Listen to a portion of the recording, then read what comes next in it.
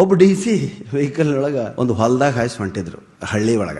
ಕಾರಿನ ಗಾಲಿ ಸಿಕ್ಕೊಂಡ್ಬಿಡ್ತು. ಏನ್ ಮಾಡು, ಟ್ರೈ ಮಾಡು. ಡ್ರೈವರು DC ಬಿಟ್ರೆ ಯಾರು ಇಲ್ಲ. ಟ್ರೈ ಮಾಡಿದ್ರು, ಏನ್ ಮಾಡಿದ್ರು ದಬ್ಬಕ್ ಆಗ್ಲಿಲ್ಲ. ಬಗಲ ನೋಡ್ತಾರ, ಹೊಲದಾಗೆಲ್ಲ ಕೆಲಸ ಮಾಡಕತ್ತಾರ ರೈತರು. ಹೋಗಿ ನಿಂತರು, ನಮಸ್ಕಾರ, ಸ್ವಲ್ಪ ನನ್ನ ಕಾರ್ ತಳ್ತೀರಾ ಬಂದು ಅಂತ ಕೇಳಿದ್ರು ಪಾಪ ಸೌಜನ್ಯದಿಂದ. ಅವ್ರಂದ್ರು, ಇದ ಒಂದ ಕೆಲಸ ಅಲ್ಲ ಮಗ, ಬೇಕಾದಷ್ಟು ಅದಾವ. ಮೊನ್ನೆ ಮಳೆ ಆಗೈತೆ, ನೆಲ ಹಸಿ ಐತೆ, ಸಸಿ ಹಚ್ಬೇಕು. ಇಲ್ಲ, ನಾನು ಬಹಳ ಇಂಪಾರ್ಟೆಂಟ್ ಕೆಲಸದ ಮೇಲೆ ಹೋಗ್ತಾ ಇದ್ದೀನಿ, ಒಂದು ಯಾವುದೋ ಮುಖ್ಯವಾದಂತ ಕೆಲಸ ಇದೆ.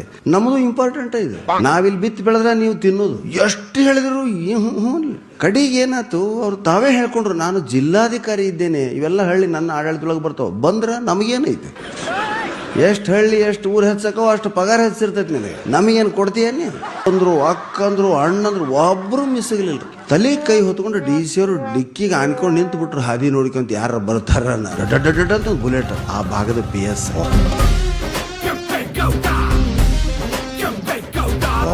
ಏನ್ ಬಂದ ನೋಡ್ರಿ, ಬಂದು ನೋಡಿ DC ನೋಡಿ, ಏನ್ ಸರ್ ನೀಪ್ಪ ಕಾರ್ ಸ್ವಲ್ಪ ತಳ್ಳೇನ್ ಸರ್. ನೋಡ್ತಾರ ಬಗಲಾಗೆಲ್ಲ ರೈತರು. ಕರೆದ್ರೆ ಏನ್ ಸರ್ ನೀವು, ಇವ್ರು ಅದ್ರಲ್ರಿ ಯಾಕೆ ಬರ್ಲಿಲ್ರಿ ಅಂದ್ರೆ ಪಾಪ ಹೋಗಿ ನಿಂತ್ರಿ.